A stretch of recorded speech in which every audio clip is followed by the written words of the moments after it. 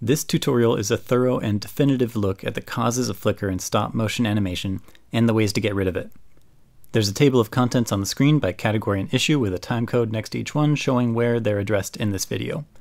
Jump to whatever issue you think you may be dealing with. The quickest answer to completely rid your productions of flicker is that you need a combination of manual lenses and longer shutter times than you may have wanted or have planned for. You also should do all the basic staging and preparation things listed on this table of contents. Here's the steps. First, know and recognize the difference between shadow play and flicker. To rid your animations of shadow play, you have to stand behind your light sources while taking photos. If you're not using frame grabber software yet, find a device like a Bluetooth shutter that will allow remote access of your camera so you can stand farther back. If you're animating under ceiling-mounted fluorescent lights, just be aware that they cast shadows in every direction and stand far away from your set. Your camera has to be in manual mode. All the other modes have automated functions taking place in the camera body that could change your image. If you're filming on a phone or device, get a photo app that provides as much manual control as possible. Or use a stop-motion app like Stop Motion Studio, which has the ability to lock focus, exposure, and white balance. Black out your room. Every conceivable light source needs to be covered. It's a good idea to put gaff tape over electronic devices in the room that have LEDs or emit artificial light constantly. There's a company called Thor Labs, online at thorlabs.com, that is really awesome. They supply blackout materials designed for laboratories, and they sell them at fair prices. You can find all their stuff under their products menu, then under light, and then light accessories. I use their blackout fabric, tape, and aluminum foil. If you're using a frame grabber software like Dragon Frame that allows your monitor to black out while taking a shot, turn that setting on. Light can also reflect off your own body, so be sure and wear dark clothing while animating. It's also important to stand in a regular position when taking your photos. That avoids any possible light changes and light reflections that may come off of you or from around you. Controlling the amount of light spill on the sides of your lights going to random parts of your room will help a lot. You can use barn doors for this, but I've found that just clothespins and black aluminum foil controls the spill even better, and it's pretty inexpensive. It could be that your lights are just old and crappy. I've seen people on the forums saying that they had issues with this. I tested my old crappy Home Depot halogen work lights with basic not-so-perfect camera settings and lens options, and they actually did pretty well. If nothing else in this video fixes your issues, then look at upgrading your lighting setup. I currently shoot with some pretty cheap par cans and halogen bulbs, and I've become aware that they're very susceptible to line voltage fluctuations. But if I follow the lens and shutter rules from later on in this tutorial, that gets rid of any flicker that they can cause. Most of us are shooting in home studio situations and relying upon the condition of the power coming into our homes. Wherever you choose to shoot, it should be on a circuit dedicated just to your work. However, that's not always enough. My home has weak power, and whenever the laundry is running, everything is affected. I can see my studio lights flicker in real time when the laundry is running, and you can see my lawn lights flickering in this video from those power-hungry machines. It's also possible that your power can even be affected by somebody in a neighboring building running a power-sucking device. The voltage running to your lights needs to be as even as possible. For me, in the United States, I want to see 120 volts running constantly and not fluctuating. There are a few devices that can and also sort of can't help do this. UPSs, which stands for uninterruptible power supplies, bring the voltage in from your mains, store it up in an emergency battery, and then send it out a little more evenly. I purchased a $600 CyberPower Pure Sine Wave UPS after reading claims of these devices helping others on the stop-motion forums. Most UPSs, and especially this more inexpensive model, don't focus so much on voltage regulation, but still do a good job. This UPS didn't work for me due to a combination of my poor power situation, its warranty-stated allowance of a plus or minus 2% voltage variance, and my really cheapo par can lights. Adobe put together this really incredible and thorough tutorial blog about flicker, and they make one big mistake in suggesting that the purchase of a variac transformer would help even out your voltage. A variac transformer only changes an input voltage from the mains to an output voltage that you set. It has no internal mechanism to stabilize the voltage, so don't purchase one of these. What you need is a line or power conditioner. Its sole purpose is to attempt to even out voltage to a factory preset standard or one that you set. I got this one made by Triplight on Amazon for $120. You can see from the measurements that it keeps the voltage reasonably stable. The variance in my voltage is not bad enough to warrant the flicker that I can see coming from my lights, even with the laundry running. That puts the problem then on my cheap par cans, and maybe a little bit on the line conditioner as well. Reliable stability and voltage is not possible with my current setup, but I believe with higher quality lights and a higher quality power conditioner, it would be. Know and understand the lights you are using. Fluorescent lights flicker by nature. If you're shooting under fluorescence and getting flicker in your shots, your only option is to increase your shutter time until you're satisfied with the result. Most fluorescents don't dim either, so running a dimmer on them will usually cause problems. Shutter speeds will be discussed more in the lens section, but briefly for now, the longer your shutter is open, the more light is sampled from the scene. Many professionals prefer a 1 second long shutter, which means their stage lights are kept pretty dim, but this longer light sample rids your shots of flicker by catching a broad sample of the voltage variance of your lights in every shot. There will be a lot of evidence of this later, but it's important to know that your lights still need to be steady in voltage, and you likely need to be able to dim them somehow. Incandescent lights can work, and they can be dimmed, but I don't know anyone that uses them in a film setting, so can't say that they'd be a good idea. Halogens and LEDs are what most animators use. If you're seeking or have a lighting setup with LEDs, you will need to know the specifications and potential limitations of the bulbs. There's a large array of varying quality and uses that LEDs are made for. All of them can dim with conventional dimmers, but with differing results, and LEDs just black out below 10% with conventional dimmers. Higher-end LEDs have compatibility with an enhanced dimming method and can do incredible things.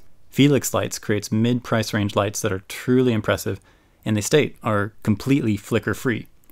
Some of them are DMX and Dragonframe compatible as well, but have to be run with their proprietary DMX dimmer pack. Standard packs won't communicate with the lights, so they say. I currently use an inexpensive setup with par cans and halogen bulbs on a DMX dimmer pack. Halogen bulbs provide a lot of light, have great dimming fluidity, and don't get too hot. They are very susceptible to changes in line voltage. When I was making animations with the lights plugged directly into my mains, there wasn't much of a way to avoid flicker other than long shutter times.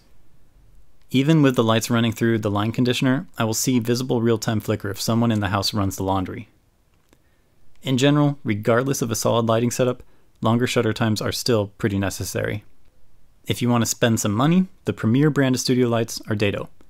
Their bulbs are Fresnel typically, and they have all kinds of technology in them that helps even out line voltage, consumes little power, and can do all kinds of fancy things with angles and beams. If you want to animate your lights with a dimmer, you may have to invest in a way to automate your system. I have used manual plug-in dimmers quite a bit. The first issue is that they introduce another device in your voltage's path to your lights, and that can cause more variance. If attempting a slow light fade, the subtle differences between each dimmer setting movement that you make can cause a little stutter in the lights that could be mistaken for flicker. Automating this system through a dimmer pack that will communicate with your frame grabber will keep your fades even and save you a ton of labor time. It's a few $100 investment, but it is worth it. And it's so easy to control inside of a comprehensive program like Dragonframe. Make sure the white balance is not on auto. I was using a lower end Canon T3i for my last animation, and it doesn't have a color temperature white balance setting. I also didn't like any of the white balance preset options, so I took a risk and went with auto white balance. The flicker you see is from my lens choice, which was wrong, and I was using a faster shutter speed to avoid any white balance issues, and that caused more flicker. If you film with auto white balance on in a long shutter, you actually get a pretty cool effect, so put that one away in your toolkit. Cameras are made to take photos, and they have all kinds of helpful settings enabled within the menu to make those photographs look as good as they possibly can. So you need to go into your camera's menu and disable all of those things. Disable everything that looks like it will try to correct your images. If you're using Dragonframe as your frame grabber, they have a helpful tutorial for every camera that is compatible with their software. Just go to the camera section of their website and find yours. That all said, we finally get to the most important thing for eliminating flicker, your lens choice and your shutter settings. First, a very brief overview of some of the different types of lenses. Prime lenses have a fixed focal length. That just means they don't zoom. You'll see one number followed by mm printed on the lens somewhere. That stands for the millimeter distance from the lens to the focus. A lower number is a wider lens which can see a wider area and focuses on a greater depth of field than a telephoto lens, which sort of sandwiches the plane of view and allows for focus on one tight area. Zoom lenses are capable of changing their focal length. The range of their zoom will be printed on the lens with two numbers separated by a hyphen. Then there are manual lenses, which is what we animators want. They allow for the control of the aperture to take place on the lens instead of mechanically within the camera body. Most manual lenses are prime. There are manual zoom lenses, but you must make sure that it is not a variable aperture zoom lens that changes the aperture throughout the zoom automatically. That's a handy feature for shooting film with a DSLR, but not in animation. Modern non-variable aperture zoom lenses cost thousands of dollars, but there are old used ones out there.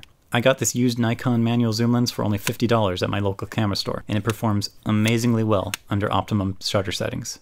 You have to forgive the jittery zoom. You can see it's a bit clunky, and I haven't taken the time to measure out the increments on the lens just yet. Eliminating flicker requires a manual lens. If the aperture is controlled within the camera body, the camera readjusts the aperture between shots, causing these micro differences in the amount of light hitting the sensor. That micro difference causes a subtle flicker. In these tests, I will use 6 different types of lenses and 3 different Canon bodies. The setup recommended by the professionals and the premier frame grabber software Dragon Frame is a Canon DSLR body and a manual Nikon lens that's attached with an adapter ring. There are tons of adapters online. For stop motion, you need to have a basic metal ring without any additional aperture or focus dials or installed sensor chips. The basic metal ones are fortunately the cheapest options and will allow for complete separation of the lens controls from the camera body. There's a theory running around the stop motion forums that if your lens is manual, but is still communicating with the camera body because maybe they were made to be compatible, or you got a high-end adapter with sensors and rings and all that stuff, then you can slightly disengage the lens so that the sensors aren't touching, and that will prevent the aperture wiggle within the body between shots. You can see in these videos that that approach doesn't affect flicker results really at all. Anyone claiming to have had that method work for them probably just changed their shutter speed at the same time and attributed their success to the lens disengagement. Slightly detaching the lens also presents the danger of the lens suddenly dropping out of the camera while you're filming.